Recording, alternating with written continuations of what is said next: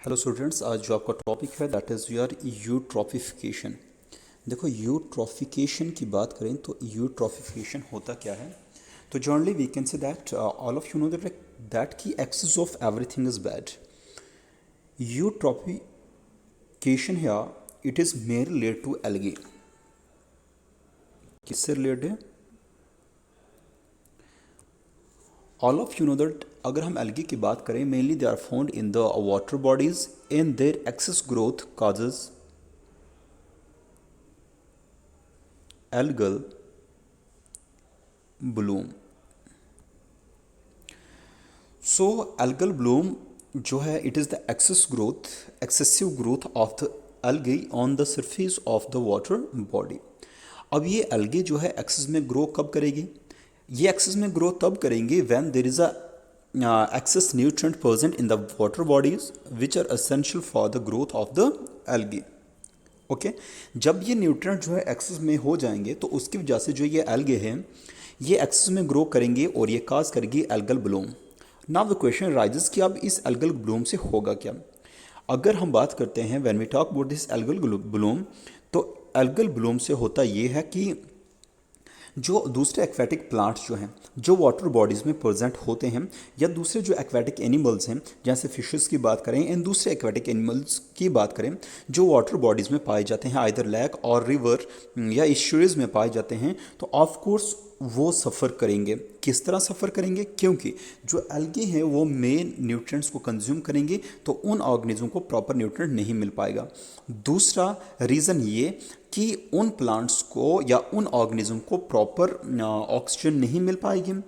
ठीक है। And one more thing is कि they do not get sufficient amount of light, क्योंकि ये जो एल्गी हैं, for example this is the water body, कुछ ऑर्गेनिज्म इस वाटर बॉडीज़ में रह रहे हैं और अगर ये कवर हो जाए by the growth of algae, ठीक है ना, एक स्लाइम लेयर फॉर्म करे, एक लेयर फॉर्म करे on the surface of water body, तो ना तो प्रॉपर लाइट जो है पेनिट्रेट कर पाएगी वाटर में, ना तो इनको प्रॉपर से O2 मिल पाएगा, जिसकी वजह से ये एक्वेटिक एनिमल जो हैं ये सफ़र करेंगे। सो सिंपल टर्म अगर हम बोलें तो ये एक्चुअली दिस यूट्रॉफिकेशन, अब मैं आपको बोलता हूँ कि यूट्रॉफिकेशन होता क्या है।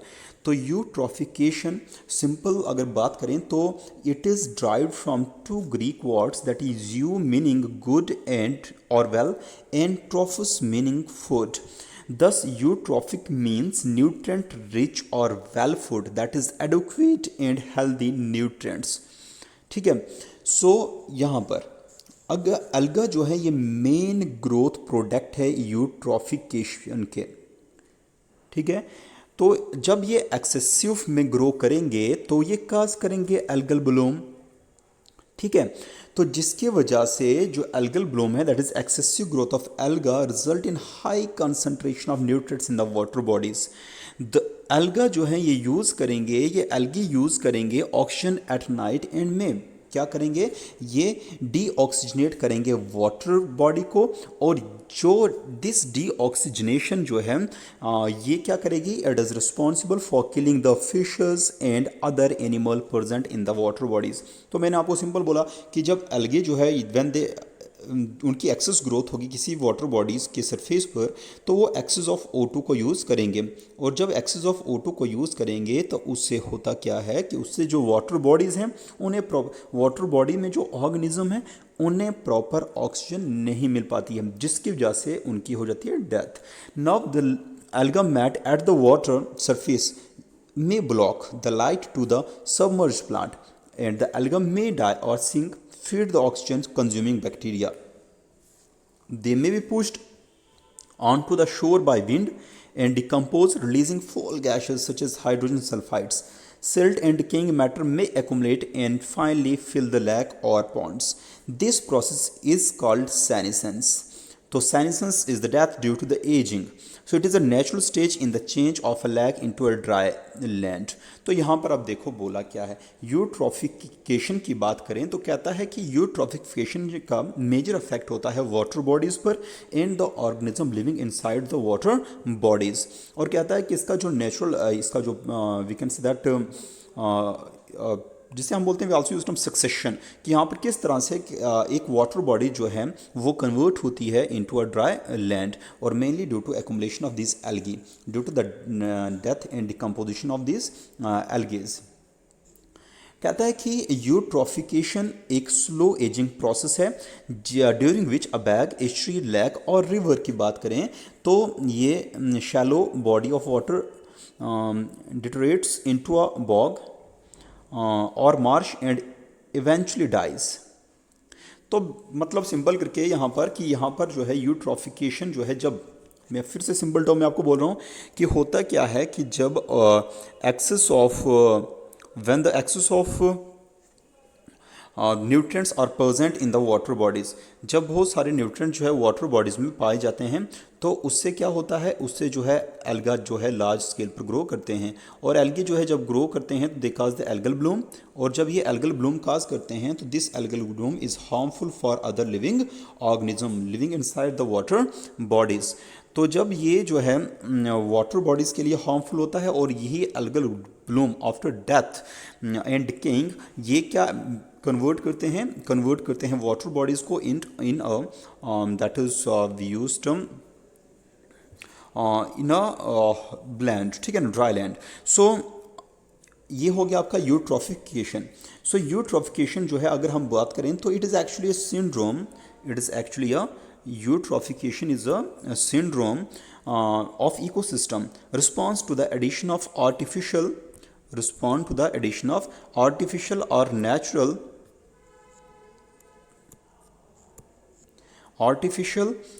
natural nutrients such as nitrates and phosphates तो मेनली आपको याद रखना है the substance responsible for eutrophication are your nitrates and phosphate through fertilizer, sewage, etc. कहता है कि जो फर्टिलाइजर हैं, फर्टिलाइजर या न्यूट्रिएंट्स की बात करें such as this nitrates and these phosphates, when they enters into the water bodies then they cause the growth of this algae which causes algal bloom, and finally it is responsible for eutrophication. Okay, so कहता है कि it is primarily caused by, ये eutrophication होता कैसे है, तो it is primarily caused by the leaching of phosphate and nitrates containing fertiliser from agriculture land into the lakes and rivers, and phosphates and nitrate जो हैं ये dissolve हो जाते हैं वाटर में, एक्ट करते हैं एज ए न्यूट्रिएंट्स, एंड ये एक्सेलरेट करते हैं ग्रोथ ऑफ एल्गी। एंड जो एल्गी जो है जब ये एक्सेलरेट करेंगे ग्रोथ ऑफ एल्गी, तो मैंने बोला what it cause algal bloom. तो ये क्या काज करेगा, ये काज करेगा एल्गल ब्लूम, एंड ये जिसकी वजह से एक मैट फॉर्म होगा ऑन द वाटर सरफेस, और ये इंक्रीज करेगा प्रोडक्टिविटी, एंड इसे ही हम बोलेंगे यूट्रॉफिकेशन। और the growth of green algae which we see in the lake surface layer is the physical identification of eutrophication. So जब भी आप किसी वाटर बॉडीज़ पर देखते हो तो एक ग्रीन कलर का मैट उसके ऊपर रहता है, दैट इज, और यही जो है ये आपका होता है एल्गी की ग्रोथ होती है, इसे हम बोलते हैं use term that is algal bloom. तो कहता है ये एक फिजिकल प्रूफ है किसका, या फिजिकल आइडेंटिफिकेशन है किसका, यूट्रॉफिकेशन का, that is algal bloom on the surface of lake. अब next is your the cause of eutrophication. देखो यूट्रॉफिकेशन जो है अगर इसके काज की बात करें तो it is due to the natural sources, जैसे organic matter from decomposing plants and animals, and it is due to anthropogenic that is man made sources. तो मैन मेड सोर्सेज जो है it includes domestic, industrial and agriculture waste. तो सबसे पहले आपका आता है sewage, is an important source of organic matter as well as nitrogen and phosphorus. तो सबसे पहला आया आपका that is anthropogenic cause is your या source is your sewage. Then is your detergents and fertilizers, they also contribute to nitrogen and phosphates. तो यहाँ पर again मैं बार बार इंपॉर्टेंट बोल रहा हूँ कि the substances responsible for eutrophication are your nitrates and phosphates, ये आपको याद रखना है। उसके बाद livestocks and poultry, slaughter houses waste and waste from the processing plants often discharge their effluent into the water bodies, and this also result this also cause eutrophication. So ये हो गया हमारे कुछ काजेस, ठीक है ना. उसके बाद हम बात करते हैं इसके काजेस के बाद. Now we talk about that is effects. Effects क्या है यूट्रॉफिकेशन के? तो सबसे पहले आपको इफेक्ट क्या बोलना है कि जो स्लाइम लेयर है, जो प्रेजेंट ये होगी आपकी वाटर बॉडी, इसके this is your let be water body, इसके सरफेस के ऊपर जो है ये एल्गा ग्रो कर रहे हैं. दिस एल्गी जो है हमने इसको कोर किया हुआ एक स्लाइम लेयर फॉर्म की है. अब ये स्लाइम लेयर जो है it reduces the penetration of light into the water bodies. So we can say that slime layer जो है रिड्यूस करती है the penetration of light, thereby restricting the atmospheric regeneration of water. उसके बाद on the eventual death of dense algal growth, biodegradation takes place, causing the oxygen in the water to become suddenly depleted. तो जब algae की death हो जाएगी तो उस पर जो है माइक्रोब्स एक्ट करेंगे, और जब ये माइक्रोब्स एक्ट करेंगे तो ये ऑक्सीजन को यूज़ करेंगे, और जब यूज़ करेंगे तो there is a depletion of sudden depletion of oxygen in the water bodies, that is decrease in the concentration of oxygen in the water bodies. Third is your anaerobic conditions result due to the inability of water bodies. इससे क्या होगा, ये oxygen को reduce कर देगा oxygen के content को, and this lead to the suffocation of many aquatic organism resulting in their death. Then we have the rotting algae and other organism, they creates full smell. Then we have heavy algal growth जो है it results in clogging of filters in water treatment plants. Then filamentous weeds जो हैं growing up to 12 meter long slow down the stream flow and also trap the solid particle being carried by the stream. Next is the water bodies can neither be used as source of water, ना तो water bodies को हम as a source of water use कर सकते हैं, and not for any recreation activities like swimming, boating and fishing. And last one is fresh, clear, sparkling water body become eventually shallow, growth chalked scum surface for swelling swamps and dead lakes. तो इसका हम बोलेंगे वो किसमें convert होता है, they get converted into the dead lake. So these are some of the effects of that is eutrophication. अब आता है आपका next is your control of eutrophication. देखो कंट्रोल की बात करें तो सबसे पहले मैंने आपको बोला कि यूट्रॉफिकेशन के लिए जो रिस्पॉन्सिबल है that is your nitrogen and phosphorus. तो हमने सबसे इनको रिमूव करना है before discharging the sewage into the water bodies. उसके बाद हमने एलिमिनेट करना है फॉस्फेट्स एंड डिटर्जेंट को, ताकि इनका जो कंट्रीब्यूशन है इसे रिड्यूस किया जा सके. And after that this waste is being discharged into the water bodies. उसके बाद effective disposal of organic matter sludge and removal of algal bloom by dredging.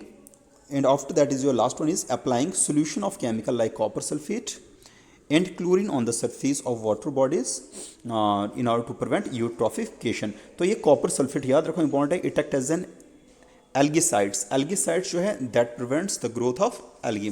So it's all about your first is your eutrophication, then we have the cause of eutrophication, and after that effects and control. So it's all about for today. Thank you.